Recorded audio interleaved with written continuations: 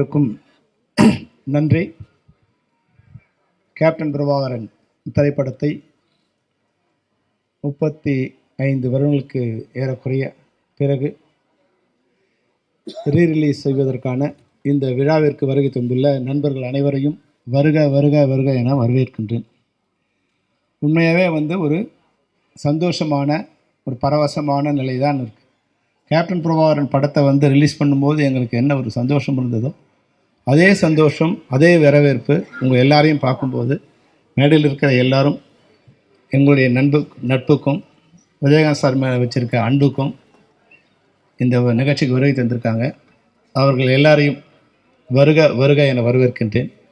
அதுபோலவே இந்த நிகழ்ச்சிக்கு வருகை தந்துள்ள பத்திரிகையாளர்கள், ஊடகவியலாளர்கள் மற்றும் எங்களது நண்பர்கள், பல்வேறு திரைப்படத்துறையைச் சேர்ந்த பல்வேறு சங்கங்களைச் சேர்ந்த உறுப்பினர்கள், சம்மேளனத்தின் நிர்வாகிகள், சம்மேளனத்தின் இணைக்கப்பட்ட சங்கங்களின் நிர்வாகிகள், அதுபோன்றே நடப்பு தயாரிப்பு சங்கத்தின் நிர்வாகிகள், தயாரிப்பாளர்கள், விநியோகஸ்தர்கள், திரையரங்க உரிமையாளர்கள் அனைவரையும் வருக வருக என வரவேற்கிறோம். இந்த படம் ரிலீஸ் ஆகும்போது எங்களுக்கு என்ன ஒரு ஃபீலிங் இருந்ததோ அதுபோல் இந்த படம் இப்போ ரிலீஸ் ஆகும்போது கூட அதே படத்தை ரிலீஸ் பண்ண டிஸ்ட்ரிபியூட்டர்ஸ் 30 வருஷத்துக்கு பிறகு கூட நிறைய பேர் எனக்கு ஃபோன் பண்ணி எங்களுக்கு அந்த படத்தை யார் ரிலீஸ் பண்ணுறாங்க, நாங்களே ரிலீஸ் பண்ணுறோம் மறுபடியும் அப்படிங்கிற மாதிரி பல பேர் எங்களுக்கு ஃபோன் பண்ணி கேட்டாங்க.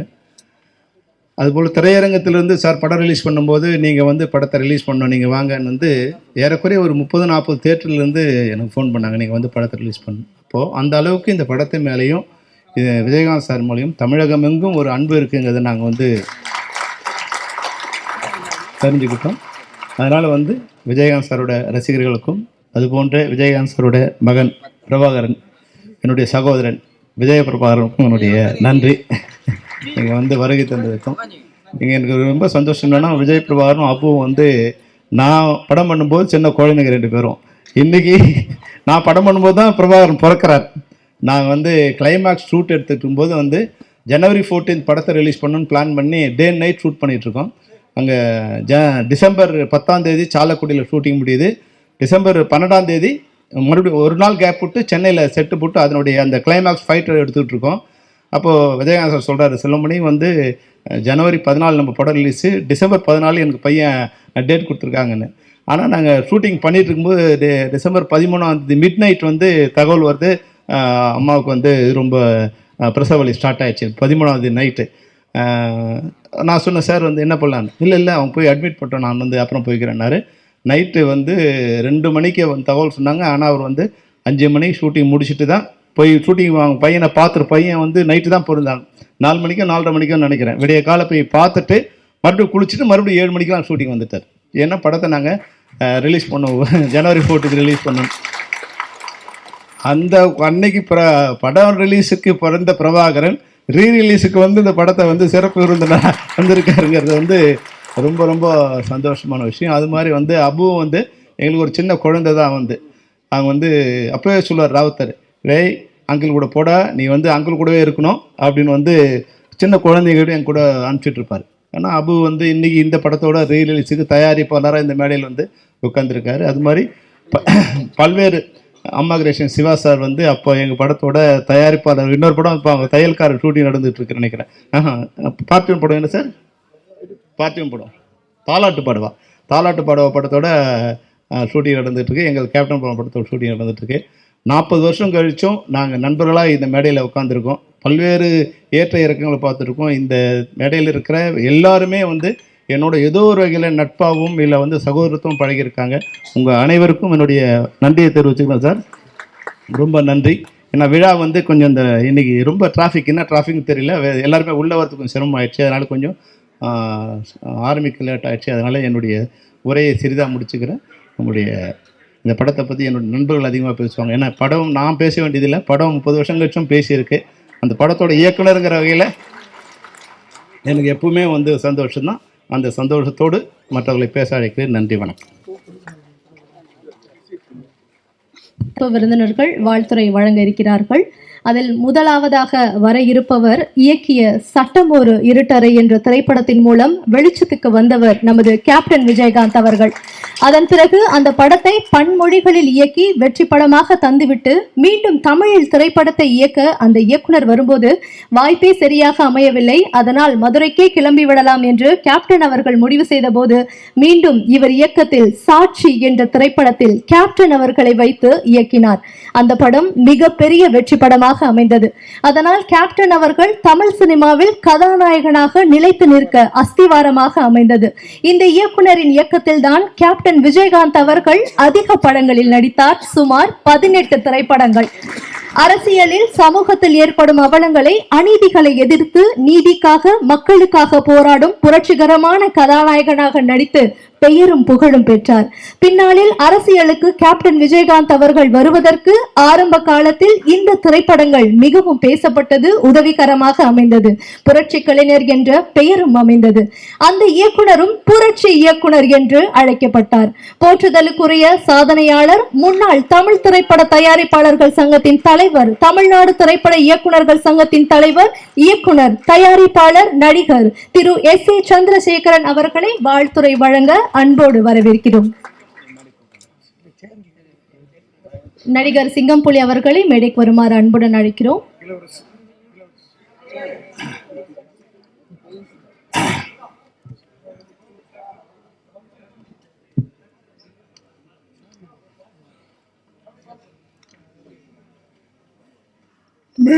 மேடையில் இருக்கின்ற நண்பர்களே, செல்வமணி சார் அவர்களே, வந்திருக்கின்ற மீடியா தொலைக்காட்சி தோழர்களே, எல்லாருக்கும் என்னுடைய மாலை வணக்கம்.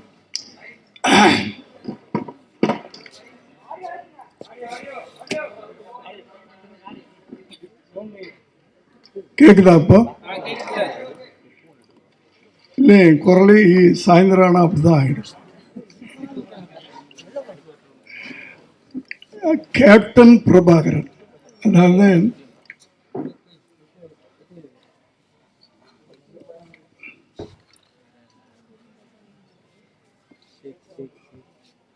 விஜயகாந்த் அவர்களுடைய 100வது படம்.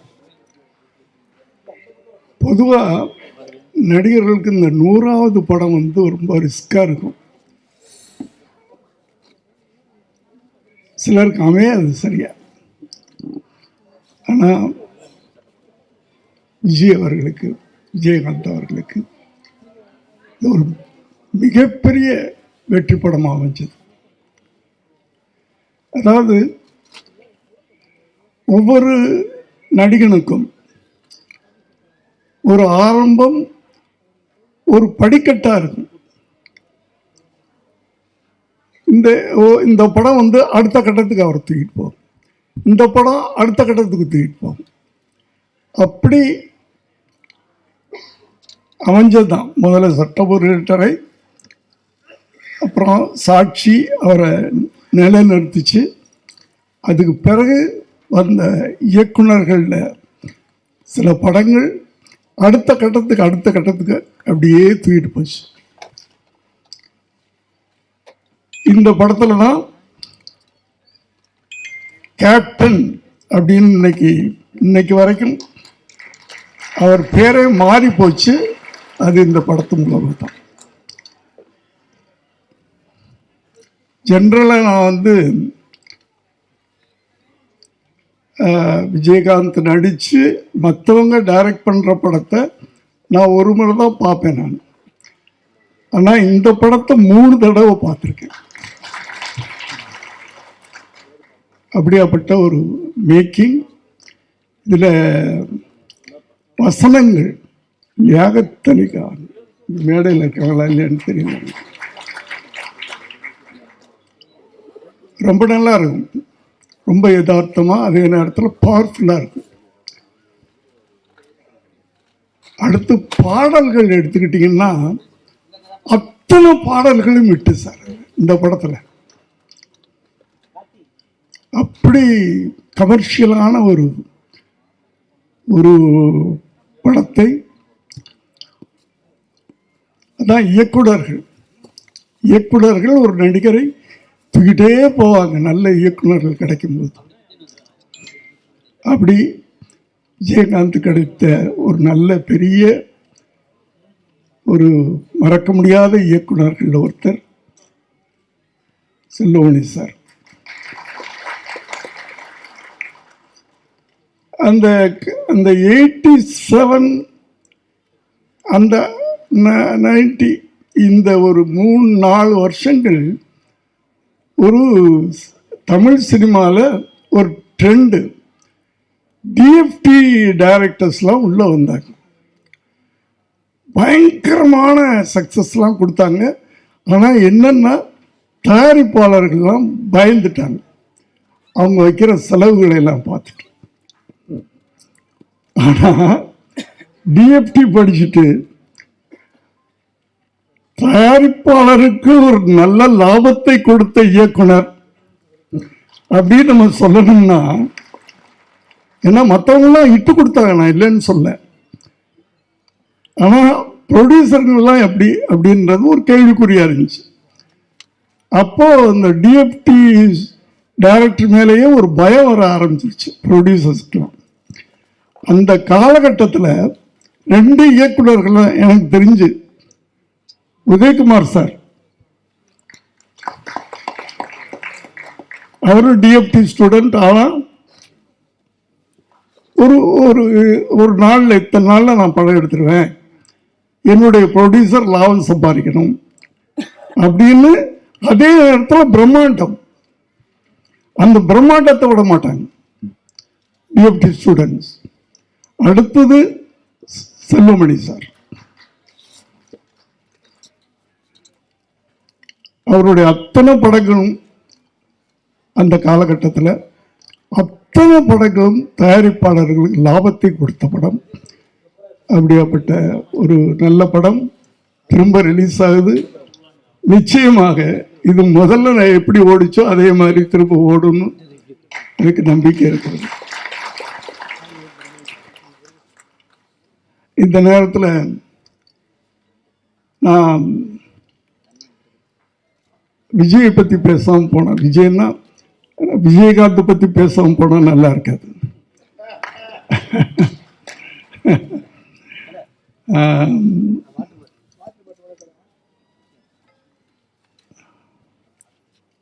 ஏன்னா விஜயகாந்த் வந்து மற்ற இயக்குநர்களை எல்லாம் பேர் சொல்லி கொடுப்பார், என்ன மட்டும் டைரக்டர் சார்.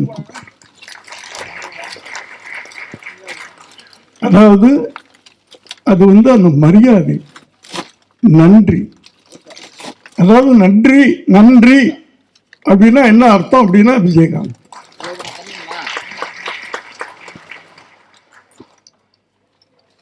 அது ஒரு வார்த்தை.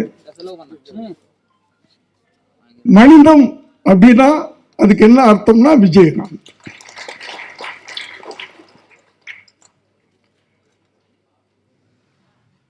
சட்டம் ஒரு இருட்டறையில் எப்படி என்கிட்ட நடந்துக்கிட்டாரோ அதே மாதிரி தான் அவங்க சொன்ன மாதிரி 18வது படம் பெரியண்ணா, அதுலேயும் அப்படித்தான் நடந்துக்கிட்டேன். இத்தனை வருஷம் கழிச்சு எவ்வளோ பெரிய வெற்றிகள்லாம் கொடுத்துட்டு பெரிய பெரிய படங்கள்லாம் பெரிய பெரிய இயக்குநர்கள்ட்ட எல்லாம் நடிச்சுட்டு திரும்ப நான் பண்ணுறேன் அந்த படம் பெரியண்ணா. அதே மாதிரி மரியாதை, சிம்பிளிசிட்டி.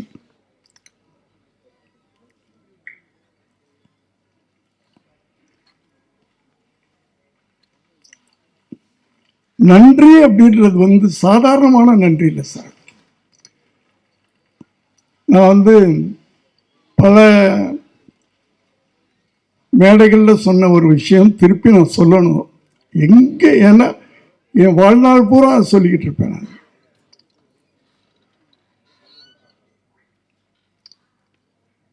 என்னுடைய மகன் உங்களுக்கெல்லாம் தெரியும், விஜய் அவருடைய முதல் படம் ஒரு 69-70 லட்சம் ரூபா கிட்டத்தட்ட செலவு பண்ணி நாளைய தீர்ப்புன்னு படம் எடுத்தேன். சரியாக போகலை. உங்கள் எல்லாருக்கும் தெரியும் எப்படி. ஆனால் அவர் நடிகனாக வந்துட்டார். அவரை நம்ம எப்படியோ ப்ரமோட் பண்ணணும்.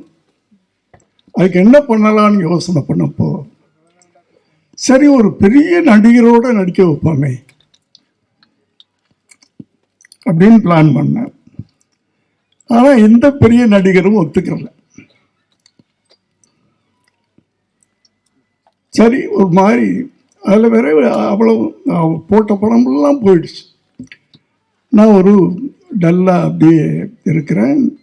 என் மனைவி சொன்னாங்க, ஏங்க நீங்கள் விஜயகாந்த்கிட்ட கேட்கல அப்படின்னு. இல்லைம்மா அவர் கேட்டால் பண்ணிவிடுவார், ஆனால் எனக்கு என்னமோ டெலிகேட்டாக இருக்குது, இத்தனை படம் பண்ணிவிட்டு எப்படி போய் கேட்குறதுன்னு தெரியல அப்படின்னு சொன்னேன். இல்லை நீங்கள் ஃபோன் பண்ணுங்க, அவர்கிட்ட கேளுங்க அப்படின்னா. நான் ஃபோன் பண்ணுறேன். எப்போவுமே இப்போ நான் பேசுகிறேன்னா உடனே அவர் எல்லா டைரக்டர்ஸையும் ஒரே மாதிரி தான் பிஹேவ் பண்ணுவார். எல்லாத்துட்டையும் பெரிய பெரிய டைரக்டர் சின்ன டைரக்டர்லாம் கிடையாது.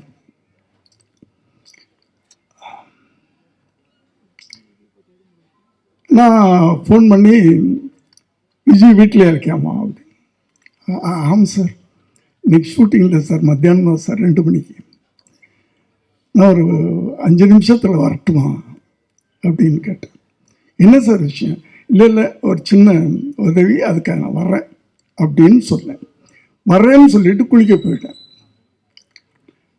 குளிச்சுட்டு நான் வெளியே வர்றேன், என் பெட்ரூமில் உட்கார்ந்துருக்கேன்.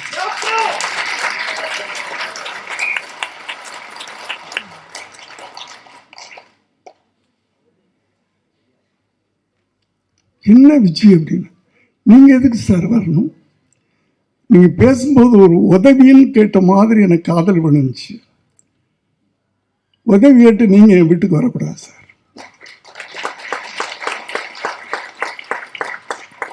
இதுதான் மனிதம்ன்றது, ஹியூமனிட்டி. என்ன சார் பண்ணணும், என்ன வேணும் கேட்டார். நான் எப்படி என் விஷயத்தை சொன்னேன். தெரியுமில்ல விஜய், அந்த போன படம் அப்படி எடுத்தேன், இப்படி ஆயிடுச்சு. எனக்கு படத்தை பற்றியெல்லாம் எனக்கு பெருசாக இல்லை.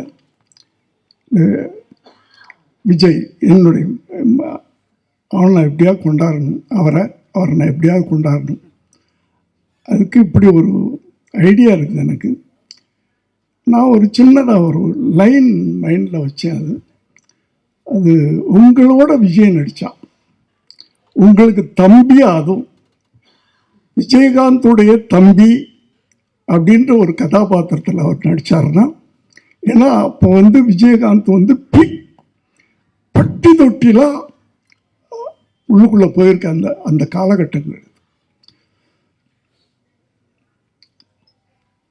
இப்போ நான் சொல்லிக்கிட்டே இருக்கிறேன். இப்போ நீங்கள் நடிச்சு எப்போ எப்போ இப்போ எப்போ எப்போ பிளான் பண்ணுறீங்க அப்படின்னு நான் சொல்லி முடிக்கல. எப்போ பிளான் பண்ணுறீங்க சார்? அது உங்களை பொறுத்த. உங்களுக்கு நான் என்னைக்காவது நான் டேட் சொல்லியிருக்கலாம். 18 படத்துலையும் அவர் எனக்கு டேட் சொல்ல மாட்டார், நான் தான் டேட் சொல்லுவேன். அடுத்தது அவருக்கு படம் பண்ணணும்னா முதல்ல ராவுத்தரை பாருங்கன்னு சொல்லுவார். ராவுத்தர்கிட்ட கதை சொல்லுங்கன்னு சொல்லுவார். எல்லாருக்கும் தெரியும். ராவுத்தருக்கு பிடிச்சா தான் இவர்கிட்ட அனுப்புவார். நான் எந்த படமும் ராவுத்தர்கிட்ட போனது கிடையாது. அவரை அனுப்ப மாட்டார். எப்போ சார் பண்ண போகிறீங்க, டேட் சொல்லுங்கள். அதே மாதிரி அன்னைக்கு கேட்டார், நீங்கள் எப்போ பிளான் பண்ணுறீங்க? இல்லை இப்போ தான் நான் பிளான் பண்ணிகிட்ருக்கேன், எழுதிக்கிட்டு இருக்கேன். அடுத்த மாதம் இல்லைனாக்கா அடுத்த மாதம், அடுத்த மாதமா அதுக்கு அடுத்த மாதமா அவர் கேள்வி. இல்லை அடுத்த மாதம் எப்போ இருந்து? நான் ராவுத்தர்கிட்ட கேட்கணும், அங்கே கேட்கணும், இங்கே கேட்கணும், டைரியை பார்க்கணும், அதெல்லாம் இல்லை. எப்போ பிளான் பண்ணுறீங்க, என்ன டேட்? செப்டம்பர் 1ஆம் தேதியிலேருந்து ஒரு 15 நாள் அப்படின்னு சொன்னேன். வச்சுக்கோங்க சார், வச்சுக்கோங்க சார். என்ன உங்களுக்கு நீங்கள் ராவுத்தரை கேட்கணும், அது இது இல்லை சார், நீங்கள் வச்சுக்கோங்க, அவ்வளோதான். எனக்கு அதாவது ஒரு மனிதன்கிட்ட மனிதம் இருக்கும், இந்த அளவுக்கு இருக்குமா?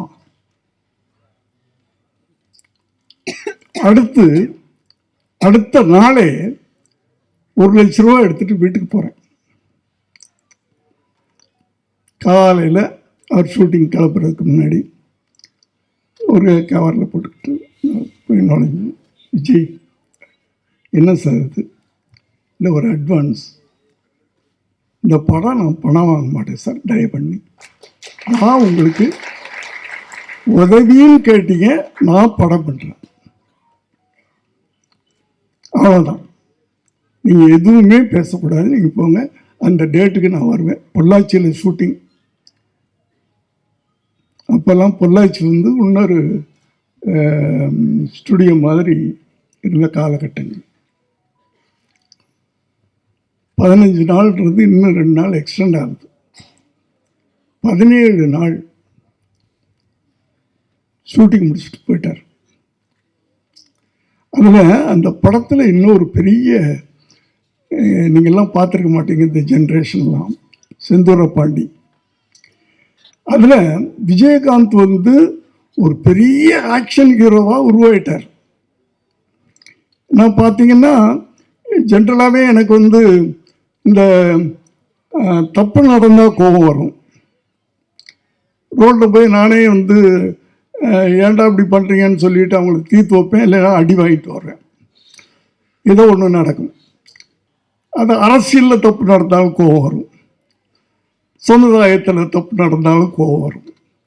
இந்த கோபத்தையெல்லாம் எப்படி கொட்டுறது? சினிமா மூலமாக தான் நான் கொட்டினேன். ஆனால் அதுக்கு ஒரு பவர்ஃபுல்லான ஒரு ஹீரோ வேணும். அது விஜயகாந்த் கிடைச்சார். அதனால தான் சொன்னாங்கள்ல, நான் 18 படம் பண்ணேன்னு. நான் எந்த ஹீரோட்டையும் போகலை, கால் ஷீட்டே கேட்கறது இல்லை. கதையை ரெடி பண்ணுவேன், என் கோபத்தையெல்லாம் அவர் மூலமாக தான் கொட்டினேன் நான் படங்களில்.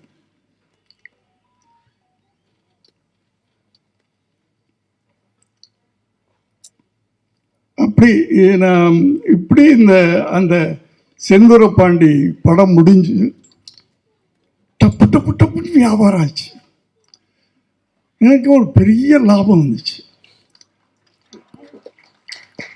அப்போ நான் போய் கேட்குறேன், விஜய் எனக்கு இவ்வளவு ப்ராஃபிட் வந்திருக்கு, நான் உங்களுக்கு ஏதாவது கொடுக்கணும் அப்படின்னு. இல்லை சார், நான் வாங்க மாட்டேன், பணம் வாங்க மாட்டேன்னு சொல்லிட்டேன்னா வாங்க மாட்டேன் அப்படின்ட்டார். எனக்கு உறுத்தலாக இருந்துச்சு. என்னடா அவரை வச்சு ஒரு படம் பண்ணி இவ்வளவு நம்ம பணம் சம்பாதிச்சிருக்கிறோம், வாங்க மாட்டேன்னு சொல்கிறாரு. என்ன பண்ணலாம் அப்படின்னு யோசனை பண்ணிகிட்டு இருக்கும்போது, அவர் வீட்டுக்கு பக்கத்து லேண்டு என் லேண்டு. இதை ரொம்ப நாளாக கேட்டுக்கிட்டு இருந்தார்.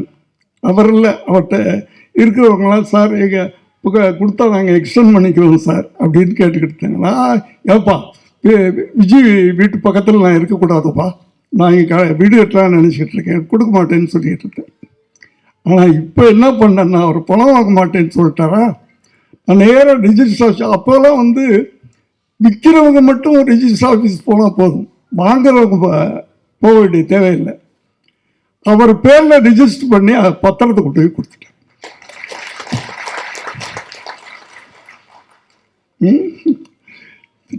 நேராக வீட்டுக்கு வந்தார் பாருங்க, ஷோபாட்டை, என்னுடைய மனைவிட்ட. என்னம்மா என்னை கேவலப்படுத்திட்டார் அவர். சார், நான் உதவின்னு கேட்டால் நான் உதவி பண்ணுறேன், அதுக்கு போய் நான் பணம் வாங்கக்கூடாதுன்னு தான் நினச்சேன்.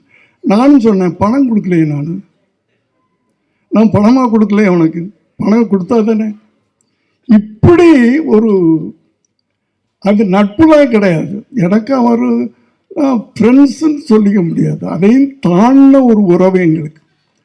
அவர் இருந்த வரைக்கும் அவர் மனசில் எனக்கு ஒரு தனி இடம் இருந்துச்சு சார், ஒரு தனி இடம். அப்படியாப்பட்டவரை நான்லாம் ஷூட்டிங்கில் எப்படி இருப்போம்னா சொன்னாங்கல்ல யாரோ செல்வமணி சார் பேசும்போது, அவர் டைரக்டர் நடிகர் சார், டைரக்டர் நடிகர், அதே நேரத்தில் ப்ரொடியூசரும் லாபம், அவர் ப்ரொடியூசர்லாம் லாபம் வரும், 2 பேரையும் மைண்டில் வச்சுக்கிடுவார்.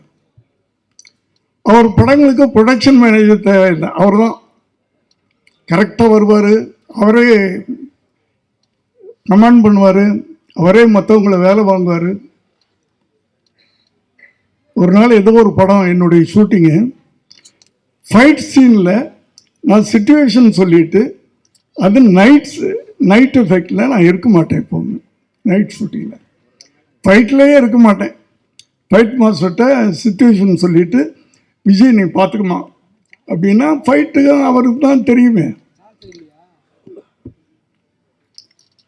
அவர் பார்த்துக்கிடுவார். நான் 2 நாள் தான், 2 கால் ஷீட். நீங்கள் ஃபைட்டை பிடிக்கணும். 2வது நாள் சாயந்தரம் 6 மணிக்கு வருவேன், அந்த எண்டு சீனை நான் எடுப்பேன் அப்படின்னு சொல்லி அந்த 2வது சீனை எல்லாத்தையும் எடுத்துட்டு, அந்த ஃபைட்டு முடியும் போது காலையில் 6 மணிக்கு ஃபைட்டு முடிக்கிறாங்க.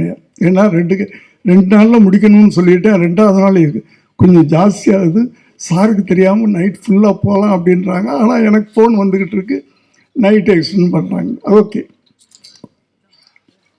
சரி, 6 மணிக்கு போயிட்டார்ல, திருப்பி 9 மணிக்கு போய் தூங்குறதெல்லாம் கிடையாது, போகிறாரு, குளிக்கிறாரு, திருப்பி வந்துட்டார் ஷூட்டிங். அந்த அளவுக்கு ஒரு அது ஒழுங்கு, டிசிப்ளின், பக்தி, மரியாதை, இதெல்லாம் ஒன்று சேர்ந்த ஒரு மனிதன். அதாவது எல்லாரும் நம்ம பிறக்கிறோம், படிக்கிறோம், வேலைக்கு போகிறோம், கல்யாணம் பண்ணிக்கிறோம், குழந்தை குட்டி, ஒரு நாளைக்கு போயிடுறோம், அவ்வளோதான். இருந்தாலும் யார் இப்படி ஒருத்தர் இருந்தான்னு கூட தெரியாது. ஆனால் விஜயகாந்த் மறைந்த பிறகும் இன்னும் வாழ்ந்து கொண்டிருக்கிறார் அப்படின்னா, அந்த அடையாளத்தை விட்டுட்டு போறவன் தான் மனிதன். ஒரு அடையாளத்தை விட்டு போகணும். நம்ம இந்த பூமிக்கு வந்ததுக்கு ஒரு அடையாளத்தை விட்டு போகணும். அந்த அடையாளத்தோடு இன்று அவர் குடும்பம் இருக்கிறது. என்னுடைய செல்வமணி சார், உங்களுக்கு என்னுடைய வாழ்த்துக்கள். இந்த படம் திரும்ப உங்களை படம் பண்ண வைக்கும் சார். இந்த படம் ரிலீஸ் ஆன பிறகு திரும்ப உங்களை தேடி ப்ரொடியூசர்ஸ் வருவாங்க. நன்றி சார், வணக்கம். நான் சீக்கிரம் போகிறேன், மன்னிச்சுக்க. எல்லாரும் மேடையில் இருக்கவங்களாம் என்னை மன்னிச்சுக்க. மிக்க நன்றி சார். எஸ்ஐசி சார் அவர்களுக்கு திரு செல்வமணி சார் அவர்கள் பொன்னாடை அணிவித்து மரியாதை செய்வார்கள்.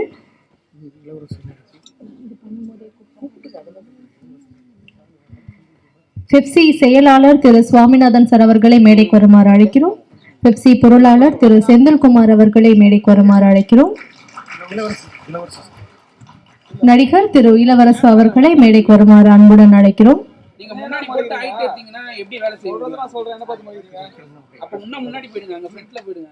ஆதலாகட்டும் எல்லாவற்றையும் மெல்லிய உணர்வுகளால் மென்மையாக கதைகளை சொன்னவர் இவர். படங்களில் அனைத்து கேரக்டர்களும் தனக்கான இடத்தை தக்க வைத்துக் கொள்ள போராடுபவர்கள். அந்த சூழல்தான் படத்தில் வில்லன். தனியாக வில்லன் என்று யாரும் கிடையாது. தனது படங்களில் பாடல்கள், வசனங்கள், காமெடிகளுக்கு தியேட்டர்களில் கைத்தட்டல்கள் பெற்றவர் திரு முரளி அவர்கள், இளைய தளபதி திரு விஜய் அவர்கள், நவரச நாயகன் திரு கார்த்திக் அவர்கள், அல்டிமேட் ஸ்டார் திரு அஜித் அவர்கள், திரு சியான் விக்ரம் அவர்கள், சுப்ரீம் ஸ்டார் திரு சரத்குமார் அவர்கள், திரு சூர்யா அவர்கள் என பல ஸ்டார்களை வைத்து வெள்ளி விழா படங்களை தந்தவர். இளைய தளபதி திரு விஜய் அவர்களுக்கு முதலில் மிகப்பெரிய வெள்ளி விழா படமான பூவே உனக்கான படத்தை தந்தவர். விஜயகாந்த் அவர்களை வைத்து வானத்தை போல என்ற மிக அருமையான வெள்ளி விழா படத்தையும் மற்றும் மரியாதை என்ற வெற்றி படத்தையும் தந்தவர். தமிழ்நாடு திரைப்பட இயக்குநர்கள் சங்கத்திற்காக உழைத்தவர்களில் மிக முக்கியமானவர். இன்றும் உறுப்பினர்களுக்கு உதவி வருபவர்.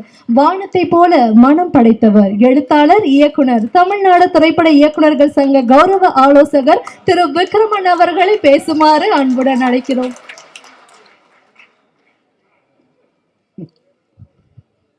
எல்லாம் ஒவ்வொரு பில்டப்பாக இருக்குது. அனைவருக்கும் வணக்கம். கேப்டன் எப்படி ரமணாவில் வந்து பயங்கர புள்ளி விவரம் சொல்லுவாரோ அந்த மாதிரி இந்த நிகழ்ச்சி தொகுப்பாளர் வந்து கேப்டன் பிரபாகர் ரிலீஸ் ஆன பிறகு கிட்டத்தட்ட 10,000 சொச்சம் படம் ரிலீஸ் ஆகிருக்குன்னு சொல்லி ரொம்ப அழகான ஒரு புள்ளி விவரம் சொன்னாங்க. எனக்கு இன்னும் கேப்டன் பிரபாகரன் ரிலீஸ் ஆன அந்த காலகட்டம் எனக்கு ஞாபகத்தில் இருக்குது. இது வந்து 1991 ஏப்ரல் 14 ரிலீஸ் ஆச்சு. அதான் செல்வமணிகிட்ட நான் கிளாரிஃபை பண்ணிக்கிட்டேன். அவர் ஜனவரி 14 அப்படின்னு சொன்னார். அது இல்லை. அப்புறம் அவர் சொன்னார் இல்லை ஜனவரி 14 பிளான் பண்ணால் நான் ரிலீஸ் பண்ண முடியலன்னு சொன்னார். ஏன்னா இந்த படம் வந்து உங்களுக்கெல்லாம் தெரியும், 100வது படம்ன்றது சில நடிகர்களுக்கு மட்டும்தான் சக்ஸஸ்ஃபுல்லாக வந்திருக்கு. சிவாஜி சாருக்கு நவராத்திரி, எம்ஜிஆர் அவர்களுக்கு ஒளிவிளக்கு, கேப்டனுக்கு கேப்டன் பிரபாகரன். இதில் அப்போ வந்து கேப்டன் பிரபாகரன் ரொம்ப முதல்ல 100வது படமாக சென்டிமெண்ட்டாக அது சரியாக வராது அப்படின்னு நினச்சாங்க. படம் பெரிய ஹிட்டு. அப்படி ஓடிட்டு இருக்கும்போது ராஜீவ்காந்தியுடைய படுகொலை கரெக்டாக. அப்போ வந்து இந்த படத்துக்கு பயங்கர செட்பேக்கு. ஏன்னா கேப்டன் வந்து உங்களுக்கெல்லாம் தெரியும், இலங்கை போராளிகளுக்கு ரொம்ப சப்போர்ட்டிவான ஆள். விடுதலை போராட்ட பிரபாகரன் தலைவர் பிரபாகரனுக்கு ரொம்ப நெருங்கியவர் அவர். அதனால் இது கொஞ்சம் எதிர்ப்பெல்லாம் வந்தது. ஆனால் அப்போ எல்லோரும் என்ன நினச்சாங்கன்னா இப்போ கேப்டன் பிரபாகரன் விழுந்துருன்னு நினச்சாங்க. ஆனால் அதுக்கு அப்புறமும் அந்த படம் பெரிய சக்ஸஸ் ஆச்சு. அதுதான் அந்த படத்தினுடைய மிகப்பெரிய வெற்றி. இப்போ இந்த ட்ரெய்லர் பார்க்கும்போது அப்படியே மறந்துட்டேன் நான். என்ன பிரம்மாண்டமாக இருக்குது படைப்பு. கிட்டத்தட்ட ஒரு 35 ஆண்டுகளுக்கு முன்னால் பார்த்த அதே பிரம்மாண்டம் இப்பவும் இருக்குது. நான் வந்து கேப்டனுடைய ரொம்ப ரசிகன். நான் வந்து சந்திரசேகர் சார் சட்டமுறையற்றை படம் பண்ணும்போதே அந்த படம் பார்த்ததுலேருந்தே நான் ரசிகன். எனக்கு தெரிஞ்ச ஒரு டிஸ்ட்ரிபியூட்டர் வந்து திருநெல்வேலி டிஸ்ட்ரிபியூட்டரு, அவர் வந்து சாட்சி படம் வந்து என்னை ப்ரிவியூ பார்க்க கூப்பிட்றாரு. அந்த படம் வந்து சொன்னேன், சார் இந்த படம் வாங்க, கண்டிப்பாக அந்த படம் பெருசாக ஹிட் ஆகும் அப்படின்னு சொன்னேன். அவர் இல்லை இது இந்த ஹீரோக்கு கொஞ்சம் மார்க்கெட் டல்லாக இருக்காங்க சார். இல்லை சார், அவர் ஜனங்களுக்கு ரொம்ப பிடிக்குது சார் அவரை, நீங்கள் வேணால் பாருங்கள் அந்த படம் பெரிய ஹிட் ஆகும்னு சொன்னேன். சொன்ன மாதிரியே அந்த படம் பெரிய ஹிட்டு. அதேமாதிரி கேப்டன் பிரபாகரனுக்கும் எனக்கு பெரிய எதிர்பார்ப்பு இருந்தது. அந்த படமும் பெரிய ஹிட்டு. இப்போல்லாம் டிவியில் சில சாங்ஸ் கேப்டன் சாங்லாம் பார்க்கும்போது எனக்கு ரொம்ப பார்க்க முடியாது. அந்த மாலை கருக்களி சோலை அந்த பாட்டு வந்து நீதியின் மறுபக்கம்னு நினைக்கிறேன், ரொம்ப பிடிச்ச பாட்டு. அதெல்லாம் பார்க்கும்போது எனக்கு அப்படியே கண்ணீர் வந்துடும். இப்போ கேப்டன் பிரபாகரன் இந்த ட்ரெய்லர் டீசர்லாம் பார்க்கும்போது கேப்டன் பிரபாகரன் இன்னும் ஞாபகம் இருக்குது எனக்கு. இப்போ அந்த ஓப்பனிங் வந்து கிட்டத்தட்ட கேப்டன் வந்து ஒரு 20 நிமிஷம் லேட்டாக தான் வருவார்னு நினைக்கிறேன் கரெக்டாக. அதெல்லாம் அப்போ பார்க்கும்போது என்னடா கேப்டன் சீக்கிரம் வரமாட்டாரா அப்படின்ற மாதிரி இருக்கும். முதல்ல சரத் மாதிரிலாம் காமிச்சு, பாசமுள்ள பாண்டியரி பாட்டெலாம் காமிச்சு அப்புறம் தான் கேப்டன் வருவார். கேப்டன் வரும்போது இன்ட்ரொடக்ஷனே பிரமாதமாக இருக்கும். கேப்டனுடைய லெக் ஷாட்டு அது இதுன்னு காமிச்சு ஒரு அடி ஒருத்தனை போலீஸ்காரனை அடித்து அப்புறம் போலீஸ் ஸ்டேஷனுக்குள்ளே ஒரு ஃபைட் பண்ணுவார் பாருங்கள், மறந்துட்டேன். அது மாதிரிலாம் ஒரு ஃபைட்டு எந்த ஆர்டிஸ்டாலையும் பண்ண முடியாது. ஈவன் ஜாக்கி சாரம் கூட பண்ணலாங்க, நான் சொல்கிறேன். அந்த மாதிரி கேப்டன் மிரட்டுவார். அதெல்லாம் அந்த மாதிரி ஃபைட் பண்ணுறீங்களா இப்போ யாரும் ஆர்டிஸ்ட் கிடையாதுங்க. எல்லாம் சும்மா ரோப் கட்டிட்டு போட்டு தான் எல்லோரும் பண்ணுறாங்க. அது கேப்டனோட நான் ஒர்க் பண்ணியிருக்கனால சொல்கிறேன்.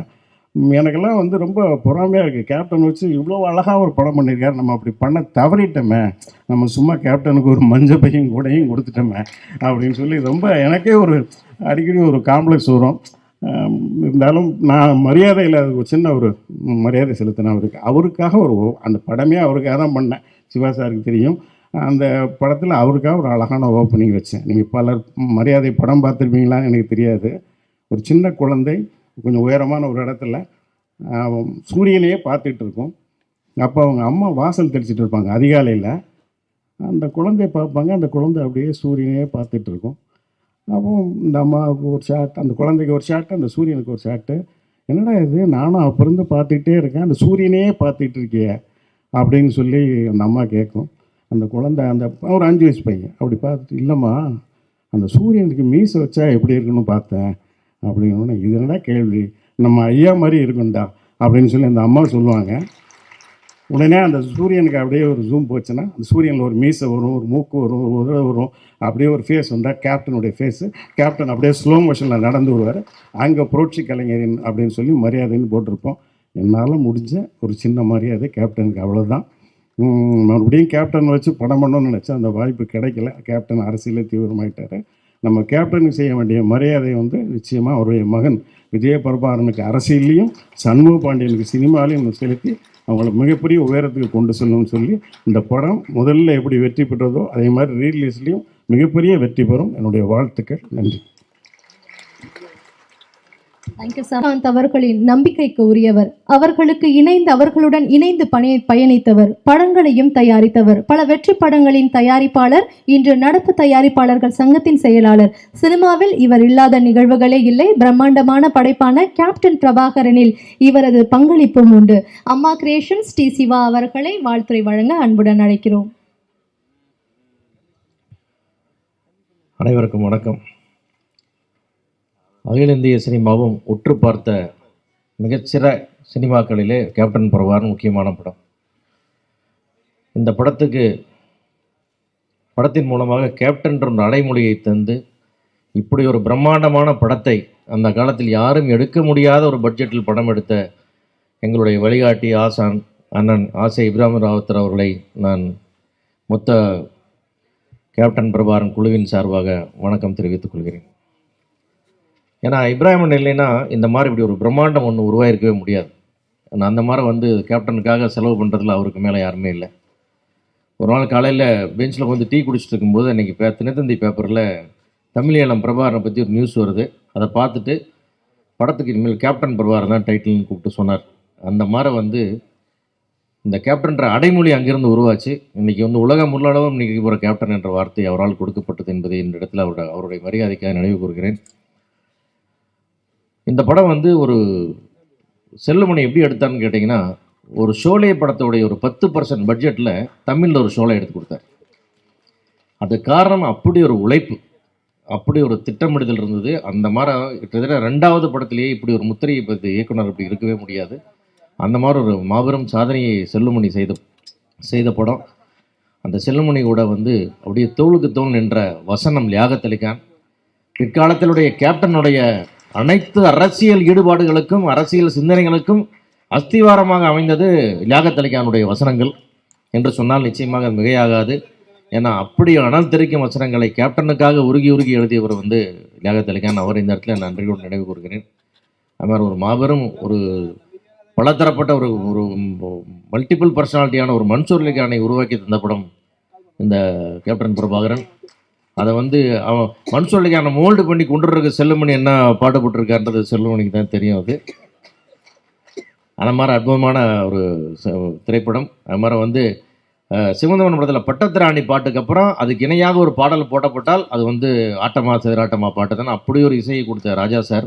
இப்படி அந்த படத்துக்கு எல்லாருடைய பங்களிப்பும் இருந்தது. அற்புதமான ஒரு படம். இதிலெல்லாம் தாண்டி இந்த ரத்தம் சிந்தி எடுத்த படம்லாம் சொல்லுவாங்க. ஆனால் கேப்டன் ரத்தம் கொட்ட நடித்த படம் வந்து இந்த படம். ஏன்னா அவர் இந்த படத்துக்கு உழைத்த உழைப்பும் பட்ட சிரமமும் எடுத்த ரிஸ்க்கும் சிந்திய ரத்தமும் அளவில்லாத உண்மையாகவே ஷாட்டில் அப்படியே ரத்த உழுவுழுன்னு நடிச்சிருக்கார்.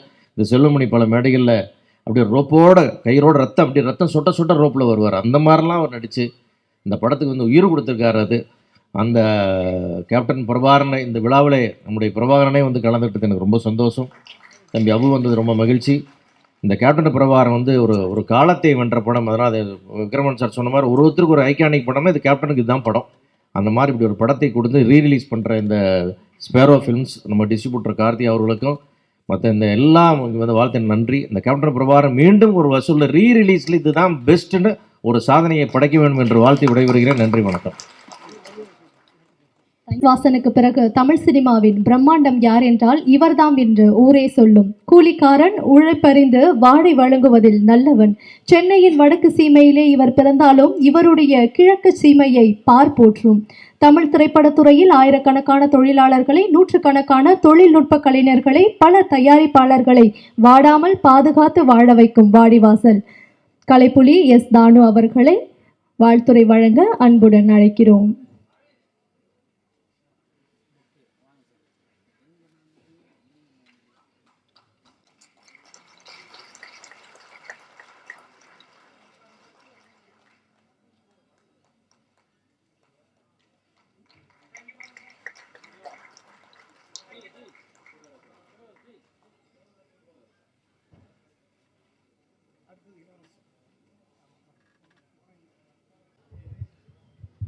இன்ப நாள் இது, இனிய நாள் இது. என் நகமாலும் இயக்குனர், பெப்சியின் தலைவர், பாசத்துக்குரிய தம்பி செல்வமணி அவர்கள் உள்ளிட்ட மேடையில் வீட்டிற்கும் அனைத்து திரைச்சிற்பிகளே, விழாவில் பங்கு கொள்ள வந்திருக்கும் சகோதர நண்பர்களே, தொலைக்காட்சி தோழர்களே, ஊடக நண்பர்களே, விஜயகாந்த் ஈண்டெடுத்த செல்வன் பிரபாகரன் அவர்களே, உங்கள் அனைவருக்கும் என் பணிவான மாலை தமிழ் வணக்கத்தை மகிழ்வோடு தெரிவித்துக் கொள்கின்றேன். விஜயகாந்த் அவர்களை நினைக்கும் பொழுது என்றுமே பசுமையாகத்தான் என் கண்கள் பணிக்கும். ஒரு மனித நேயத்துக்கு ஒரு உத்தரவாதம் என்றால் அது விஜயகாந்த் அவர்கள்தான். அவரோடு நான் பயணித்தது கூலிக்காரன், நல்லவன், தெருப்பாடகன் என்னும் புதுப்பாடகன். என்னை கதை, திரைக்கதை, வசனகர்த்தா, பாடலாசிரியர் ஆக்கினார் நல்லவனில். அடுத்து என்னுடைய ஈடுபாட்டை பார்த்து என்னையே இயக்கச் செய்து, என்னையே இசையமைக்கச் செய்து தெருப்பாடகனை தந்தவர். அப்படிப்பட்ட மனிதரை என் வாழ்நாளில் மறக்க முடியாது. கடையேழு வள்ளல்களை பற்றி நாம் படித்திருக்கிறோம், பார்த்ததில்லை. நாம் கண்முன்னே வாழ்ந்தவர், வாழ்ந்து வள்ளலாக, 8வது வள்ளலாக வாழ்ந்து காட்டியவர். 24 மணி நேரமும் ராஜாபாத தெருவில் அன்னமிட்டு கொண்டே இருப்பார்கள். அப்படி அன்னமிட்ட கையை வருது. அவருடைய காலம் திரையுலகின் பொற்காலம். செல்வமணி அவர்களை நினைக்கும் பொழுது 2 படங்கள் தான், புலன் விசாரணையும் கேப்டன் பிரபாகரனும் ஒரு மைல்ஸ்டோன். வட இந்திய தயாரிப்பாளரெல்லாம் போட்டி போட்டு கொண்டு செல்வமணி அவர்களை படத்திற்காக, இயக்குனருக்காக அட்வான்ஸோடு வந்து காத்திருந்த காலம் அந்த காலம். அந்த கற்காலம் பொற்காலமாக மாறியது. அப்படிப்பட்ட விஜயகாந்த் அவர்கள் இந்த படத்தில் கேப்டன் பிரபாகரன், ஆம், நான் தந்த அடைமொழி புரட்சி கலைஞர் கேப்டன் பிரபாகரன். இந்த புரட்சி கலைஞர் என்றது புரட்சி நடிகருடைய எம்ஜிஆருடைய புரட்சியையும் கலைஞருடைய பெயரையும் சேர்த்து தான் புரட்சி கலைஞர் என்று நான் கூலிக்காரனில் அழைத்தேன். மாபெரும் மிகப்பெரிய வசூலுக்கு சொந்தக்காரராகத்தான் அவர் விளங்கினார். திரையுலகில் எந்த ஒரு பிரச்சனை இருந்தாலும் முன்னணியில் வந்து நின்று அவர் பணியாற்றிய விதம் காலத்தால் மறக்க முடியாதது. நடிகர் சங்கத்தை மீட்டெடுத்து அதனுடைய கடனை அடைத்து அதற்கு ஒரு மிகப்பெரிய வழிகாட்டி அமைந்தார். அப்படிப்பட்டவருக்கு அவருக்கு திருமணம் நிச்சயிக்கப்பட்ட போது என்னிடம் சொன்னது கலைஞர் தலைமையில் நடத்த வேண்டும் என்றார். உடனே கலைஞரிடம் அழைத்து சென்று என்ன தேதி வேணும்னு கேட்குறாரு. 4 தேதி கொடுக்குறாரு கலைஞர்கிட்ட. நீ என்ன தேதி சொல்லு, நான் வரேன் அப்படின்னாரு.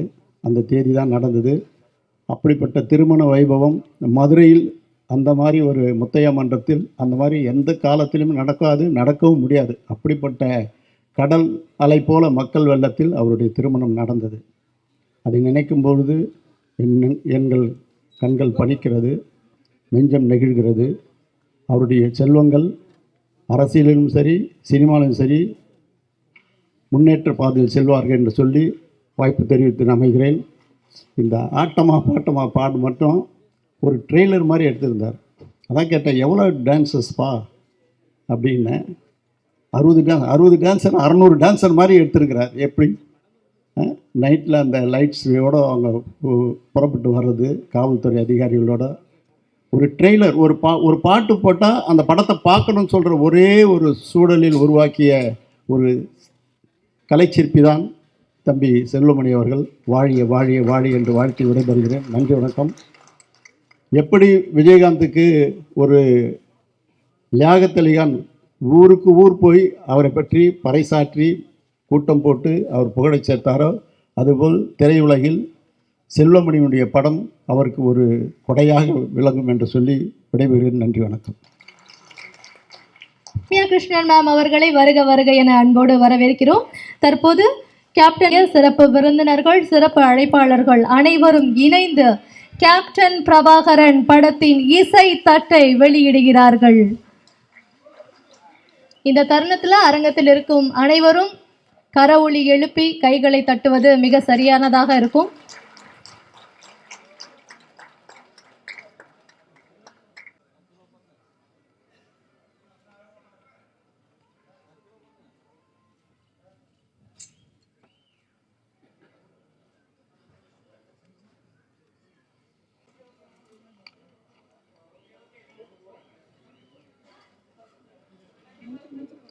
இந்த பெருமைகளுக்கெல்லாம் சொந்தக்காரர் எழுத்தாளர், இயக்குனர், கவிஞர், இசையமைப்பாளர், தயாரிப்பாளர், இப்போது பிஸியான நடிகர். தமிழ்நாடு திரைப்பட இயக்குநர்கள் சங்கத்தில் ஆர்.கே. செல்வமணி அவர்களுடன் துணைத் தலைவராக, பொதுச் செயலாளராக, இப்போது தலைவராக பொறுப்பு வகிப்பவர் திரு ஆர்.வி. உதயகுமார் அவர்களை வாழ்த்துரை வழங்க அன்புடன் அழைக்கிறோம். அனைவருக்கும் வணக்கம். ஒரு அற்புதமான மேடை. 35 ஆண்டுகளுக்கு முன்னால் சினிமா எப்படி இருந்ததோ இன்னைக்கு அப்படி இருக்கு. இந்த இடம், இந்த மேடை இப்படி இனிமேல் ஆரம்பிக்கணுன்றது எங்களுடைய ஆசை.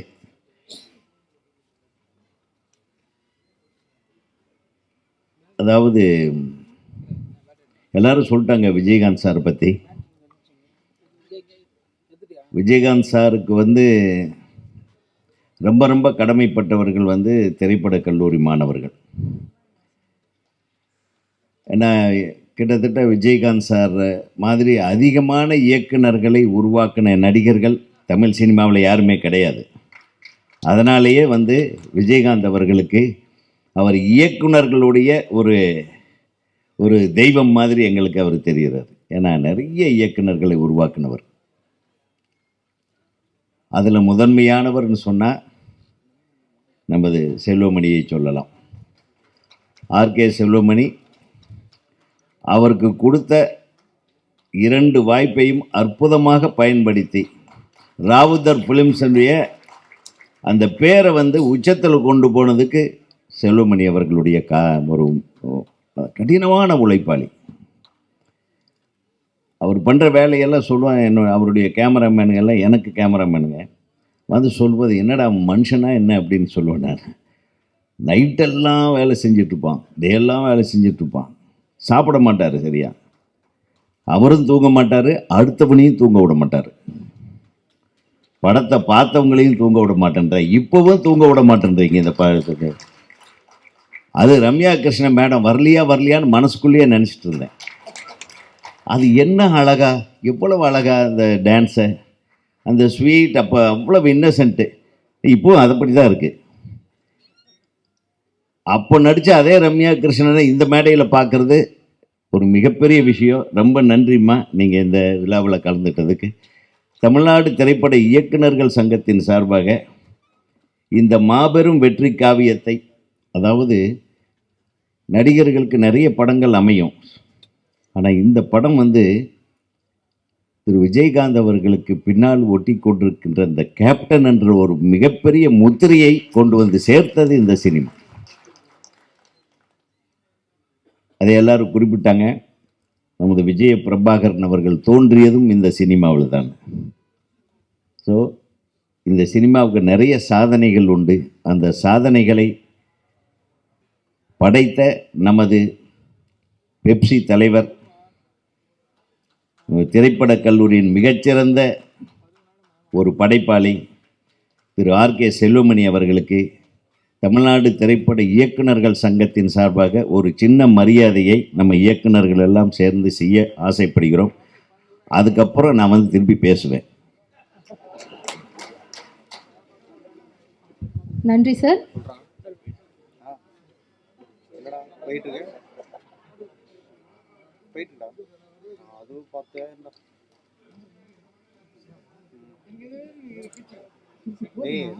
வேலைக்கு வந்துருக்கேன்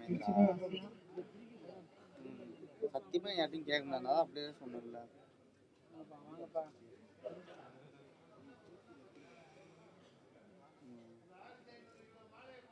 அவன்ல பேசணும்னா அவ்வளோதான், என்னை கொண்டு போய் ஸ்டேஷன் வச்சிருவாங்க.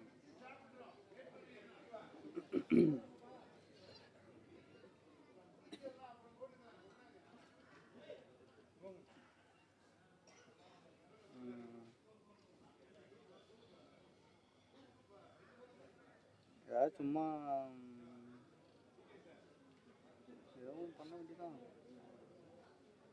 அனைவருக்கும் வணக்கம். இது தமிழ்நாடு திரைப்பட இயக்குனர் சங்கத்தின் சார்பாக நடக்குது. இணை துணை உதவி இயக்குனர்கள் யாராவது இருந்தால் கீழே இருந்தால் கொஞ்சம் மேலே வாங்க, மேடைக்கு வாங்க ப்ளீஸ். நன்றி.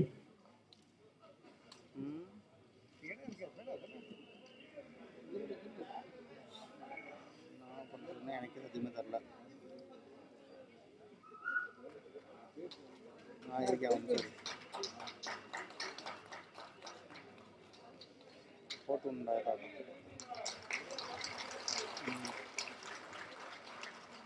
சரி இரு கூப்பிட்றேன்.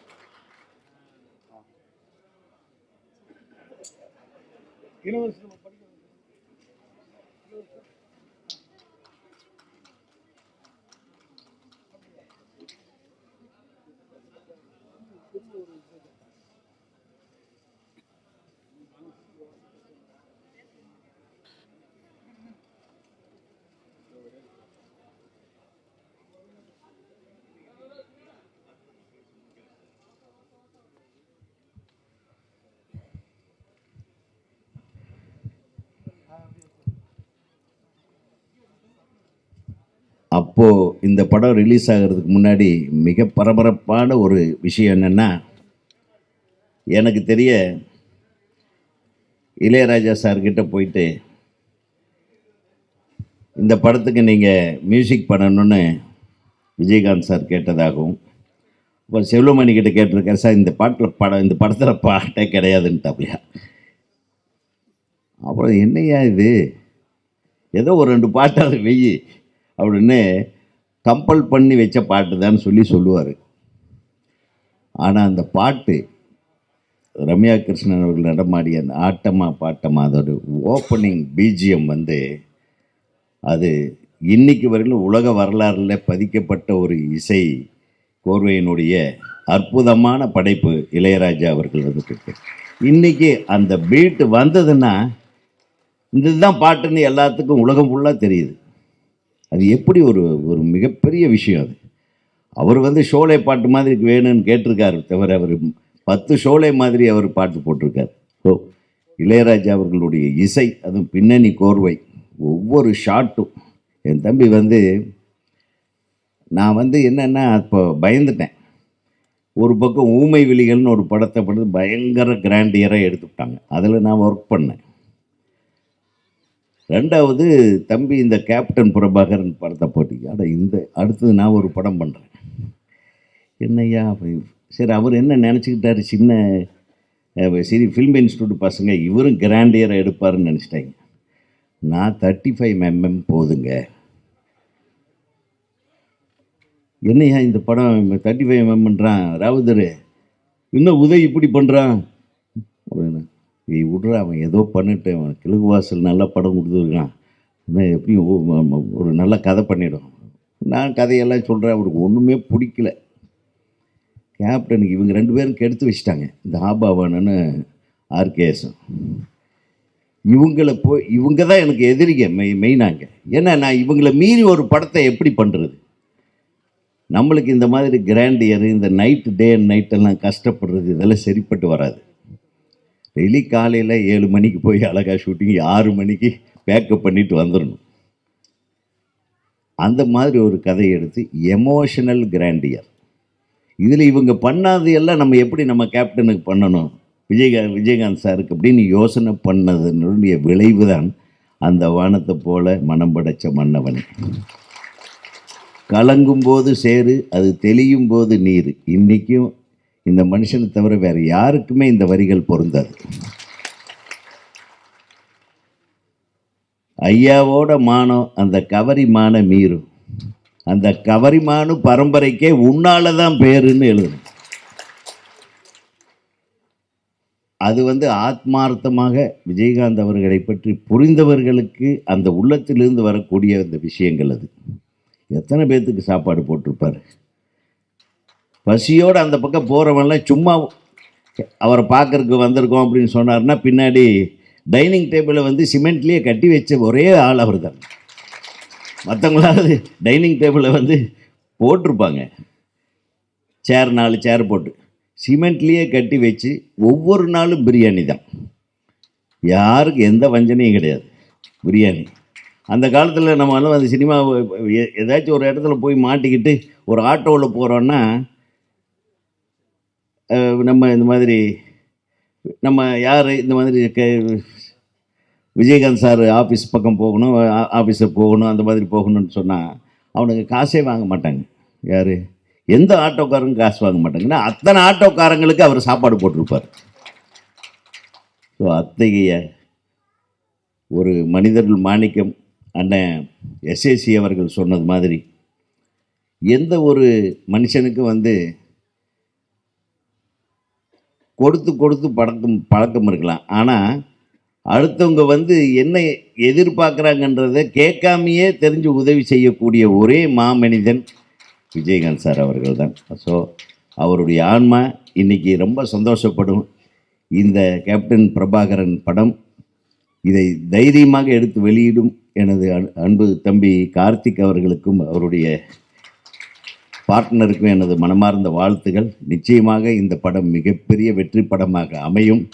இதுக்கப்புறம் பெப்சியில் வேலையை விட்டுட்டு தொடர்ந்து படங்களை செய்ய வேண்டும் என் தம்பி என்று அன்போடு என்னை வாழ்த்து விடைபெறுகிறேன். நன்றி வணக்கம். நன்றி சார்.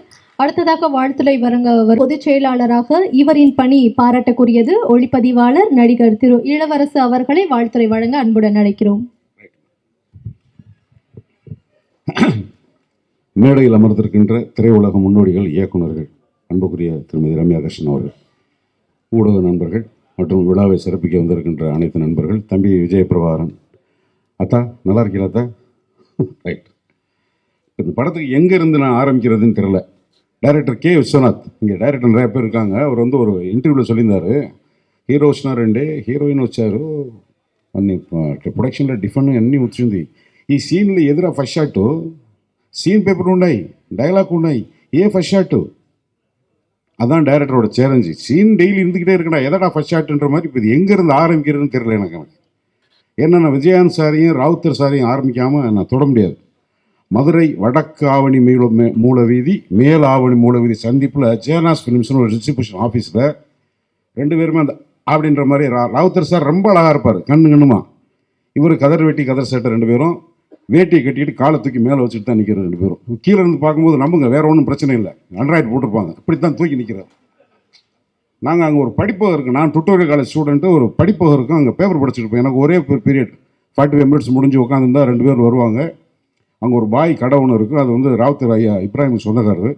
2 பேரும் காலை மேலே வச்சு கையை விட்டு ப்ளூ பேட் சிகரெட் அப்படி எடுத்து ஒரு டீ ஷர்ட்டு 2 பேரும் படிச்சுட்டு நாங்கள் பேப்பர் படிச்சுட்டு உட்காந்து 2 பேர் வந்தோடனே எங்களுக்கு அள்ளுவாங்க. யாரா இந்த உருவத்தெல்லாம் பார்த்தோன்னே, இங்கே வா, இந்த கை அப்படி இப்படி கூப்பிட்றாரு, இங்கே வா, என்னங்க அண்ணே டுட்டோரியல், டுட்டோரியல் படிக்கணும். எந்த டுட்டோரியல்?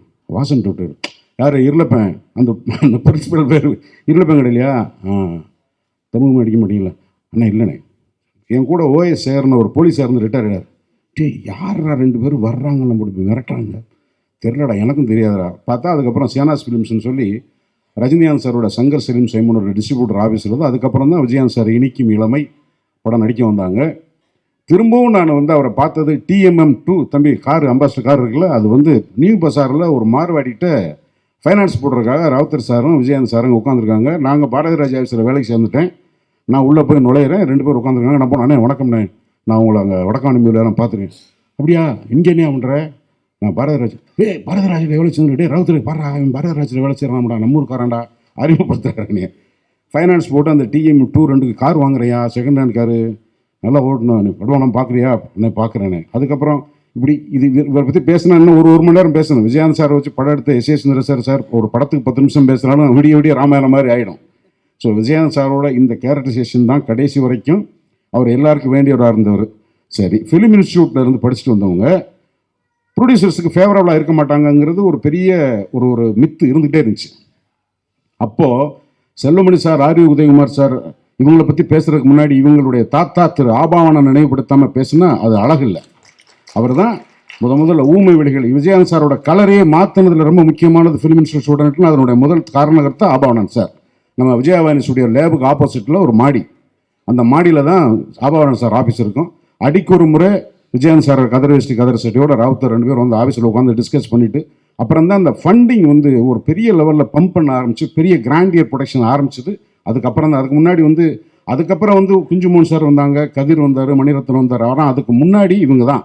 ஆபாவனன் சார் வந்ததுக்கப்புறம் தான் ஃபிலிம் இன்ஸ்டியூட் முடிச்சுட்டு நேராக ராஜாபாதர் ஸ்ட்ரீட்டுக்கு போங்க, கதை சொல்லுங்கள். சரி, இப்போது புலன் விசாரணையும் டைரக்டருங்களாம் நிறைய பேர் இருக்கீங்க, வளர்கிற டைரக்டருங்க யாராவது இருந்தீங்கன்னா ஒரு கேள்வி எடுத்துக்கோங்க.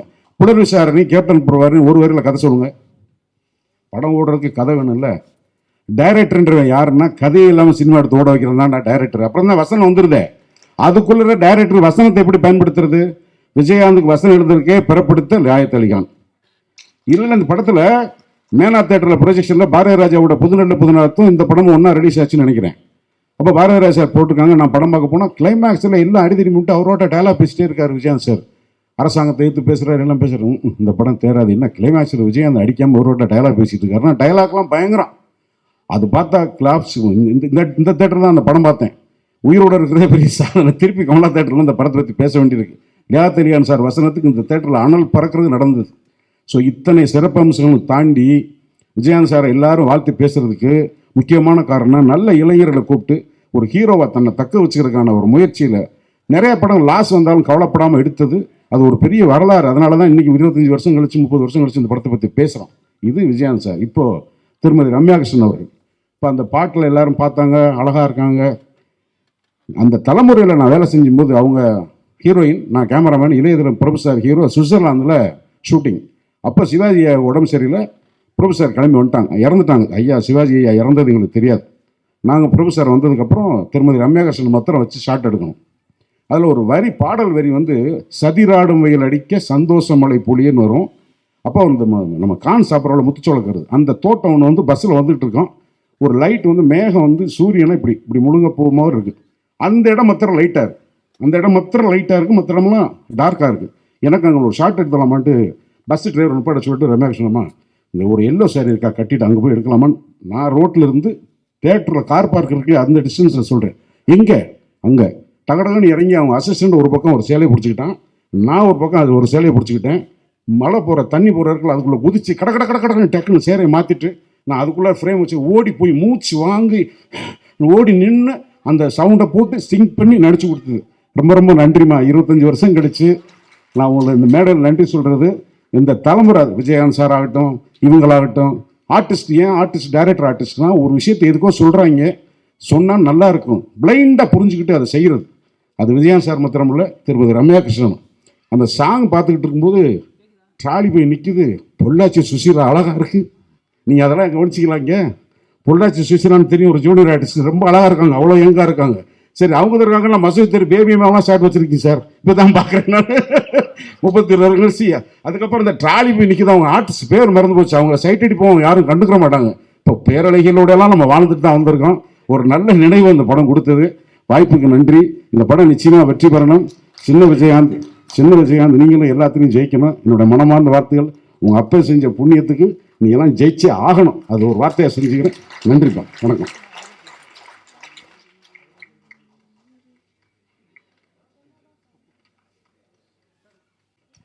அடுத்து வந்து திரு லியாகத் அலிகானை பேச அழைக்கணும். அதுக்கு முன்னாடி நான் அவரை பற்றி வரவேற்புரை வந்து நான் சொல்ல எனக்கு டைம் இல்லைன்னா, ஏற்புரை தான் எனக்கு சொல்லியிருந்தாங்க. வரவேற்புரையை தயாரிப்பாளர் பேச சொன்னாங்க. அவர் திடீர்னு என்னால் பேச தெரியாது, நீங்கள் பேசுங்கன்னதால் நான் வந்து சுருக்கமாக சொல்லிட்டேன். லியாகத் சொன்னார், செல்லுமணி நான் அம்மா கிரியேஷன் சிவாவுக்கு முன்னாடி நான் உனக்கு நண்பனாச்சா நீ என்னார். அண்ணே நான் உங்களை ஏற்புரை எப்போ சொல்லலான்னு நினச்சேன்னு. ஆனால் உடல்நிலை சரியில்லைன்னா கூட நான் அழைச்ச உடனே வந்து இந்த படம் எப்படி இருந்தாலும் நிகழ்ச்சிக்கு வந்துடுறேன் அப்படின்னு வந்தார். இந்த என்னோட வெற்றியில் எம்ஜிஆர் உதவ சொன்னார் சொன்னாங்க. ஒரு இதில் படிச்சிருக்கேன். அதாவது வந்து என் முதல்வர் நாற்காலியில் ஒரு நாற்காலி வந்து ஒரு கால் வந்து பட்டுக்கோட்டை கல்யாண சுந்தரம் ஊட்டி. அது மாதிரி என்னோட வெற்றியில் ஒரு பங்கு வந்து லியாகத் அலிகாந்த். என் படங்களில் அவர் பாட்டு வசனம் எழுதினாலும் கதை எழுதினாலும் நான் எல்லா படங்களுக்குமே ஏதாவது ஒரு பிரச்சனைன்னு வரும்போது வந்து முக்கியமான வசனங்களை முக்கியமான காட்சிகளை வந்து நான் வந்து எழுதி இந்த வசனம் எழுதி கொடுத்து 40 வருஷமாக என்னோட தொடர்ந்து பயணிச்சிருக்கார். நல்ல நேரத்துலையும் கெட்ட நேரத்துலையும் எதிர்ப்புலையும் ஆதரவுலையும் எல்லா நேரத்துலையுமே. ஆனாலும் இன்றைக்கி நிகழ்ச்சிக்கு வரணும்னு சொல்லும்போது முதல் ஆளாக வந்திருந்து சொல்லும்போது எனக்கு கொஞ்சம் உடல்நிலை சரியில்லைன்னார். அதனால் அண்ணன் நீங்கள் இப்போ இருக்கும்போது நான் பேசணும்னு நினச்சேன். நீங்கள் உடல்நிலை சரியில்லாத உங்களுக்கு ஏற்புரைக்கு முன்னாடி நான் உங்களை வாழ்த்தி, நீங்கள் என் வாழ்க்கைக்கு என்னுடைய வெற்றிக்கு நீங்கள் மிகப்பெரிய உறுதுணையாக இருந்தீங்களையாக உங்களுக்கு எப்பவுமே நான் நன்றி கடன் பட்டவனாக இருப்பேன். உங்களை பேச அழைக்கிறேன்.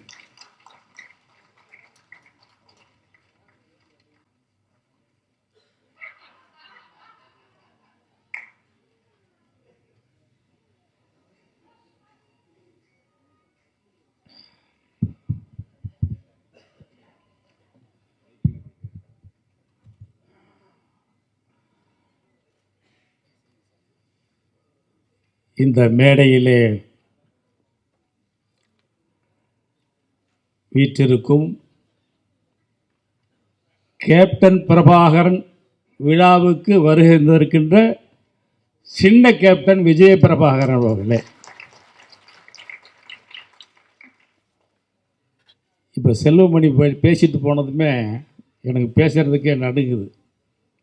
ஏன்னா உண்மையிலே அவ்வளவு 40 வருஷ காலம் அன்பு நட்போட பழகியிருக்கோம். மேடையிலே எல்லாரும் பாராட்டுறாங்க செல்வமணியை.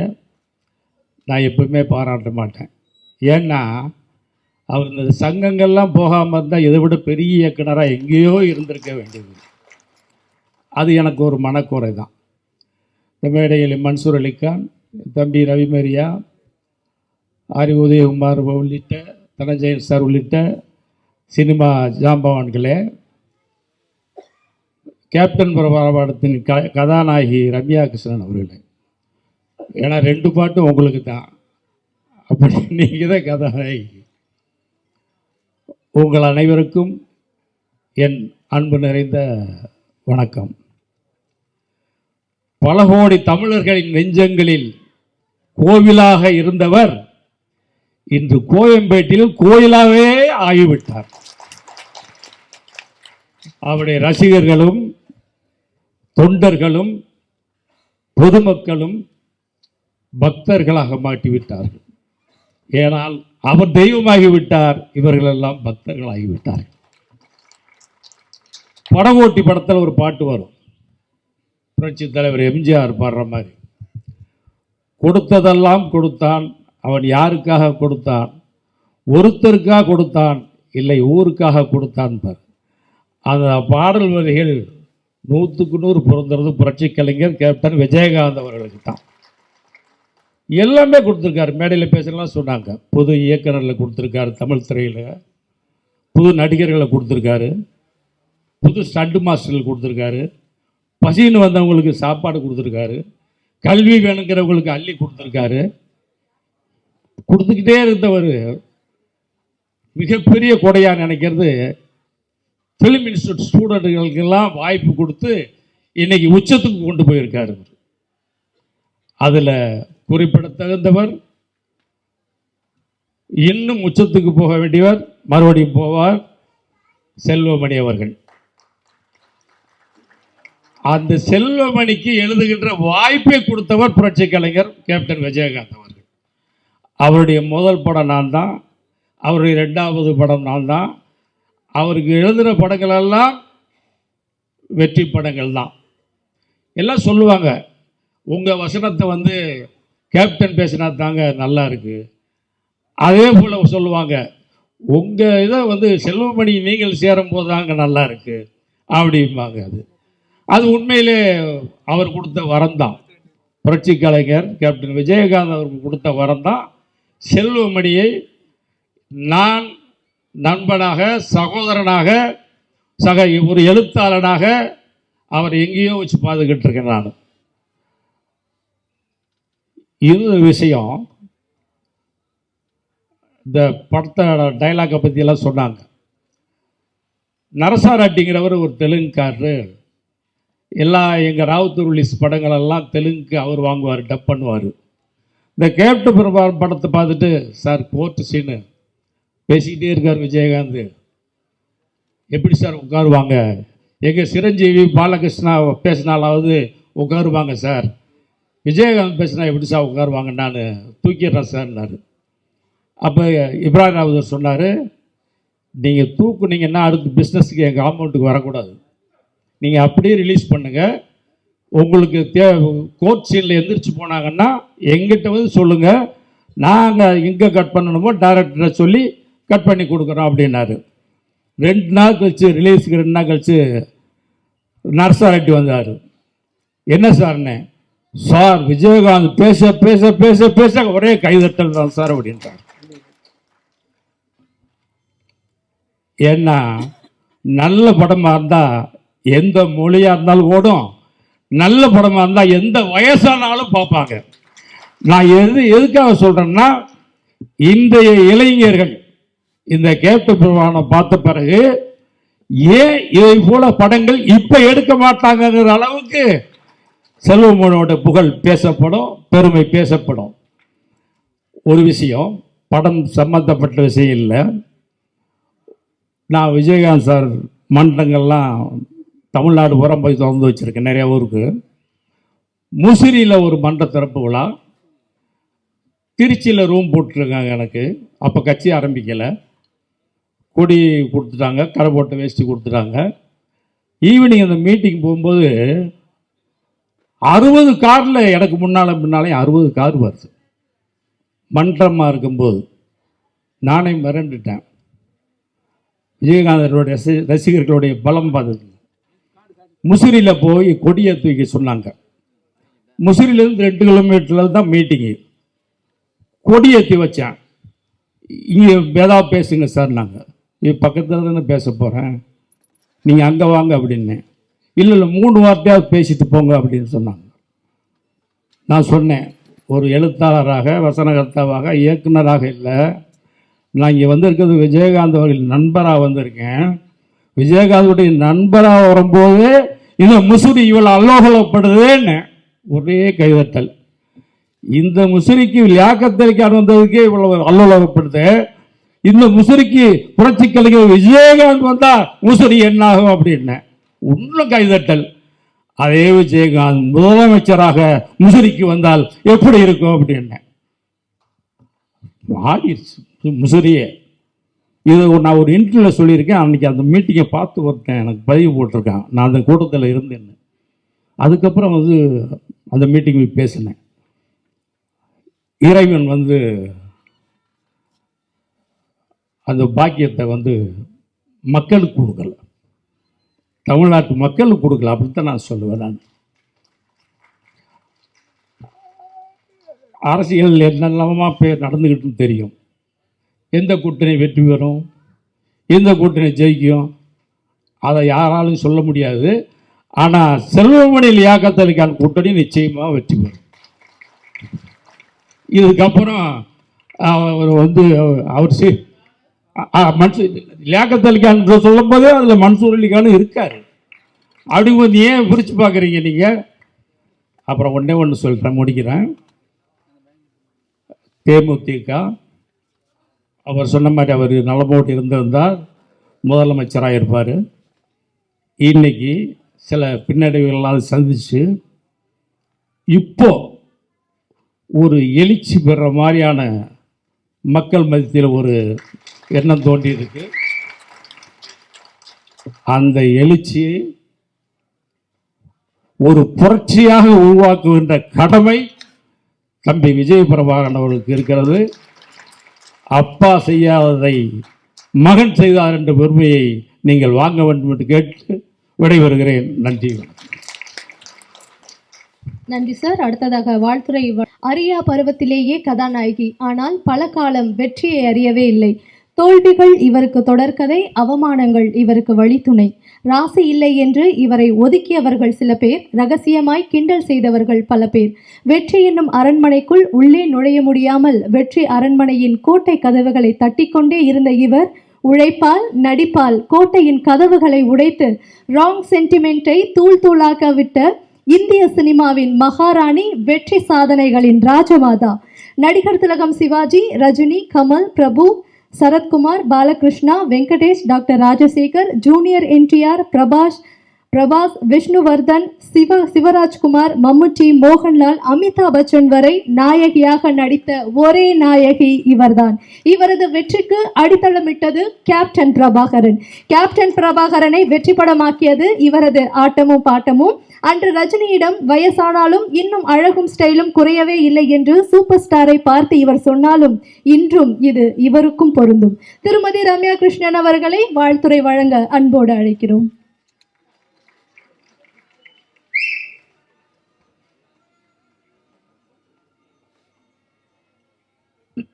அனைவருக்கும் வணக்கம். இந்த ஒரு இன்ட்ரடக்ஷன் வந்து கேட்டு I am just speechless. Thank you for the lovely introduction. இன்ட்ரடக்ஷனில் சொன்ன மாதிரி நான் தமிழில் ஆரம்பிச்சிட்டேன். அப்புறம் அவ்வளோ சக்ஸஸ்ஃபுல்லாக இல்லாமல் அப்புறம் தெலுங்கில் போய் நடிக்க ஆரம்பிச்சிட்டு இருந்தேன். அந்த டைம் தான் எனக்கு கேப்டன் பிரபாகர் வாய்ப்பு வந்தது. மெயின் ஹீரோயின் இல்லை, ஆனால் செகண்ட் ஹீரோயின் அந்த மாதிரி ஒரு ரோல் தான். ஆனால் அந்த படம் எனக்கு கொடுத்த வெற்றியும் பேரும். அதுக்கப்புறம் நான் 15 வருஷமோ 10 வருஷத்துக்கு அப்புறம் படையப்பா பண்ணுறேன். அது வரைக்கும் அந்த ஆட்டமா தேரோட்டமான்ற பாட்டு இப்போ வரைக்கும் எங்கே போனாலும் எந்த ஃபங்க்ஷன் போனாலும் ஒரு ஒரு ஒரு ஃபேடே ஆகாத அதே பாப்புலாரிட்டி. ரிலீஸ் ஆன அப்புறம் அந்த சாங்க்கு எவ்வளோ ஒரு பேரும் புகழும் வந்ததோ அது இப்போ வரைக்கும் அந்த பாட்டுக்கு இருக்குது, எனக்கும் இருக்குது.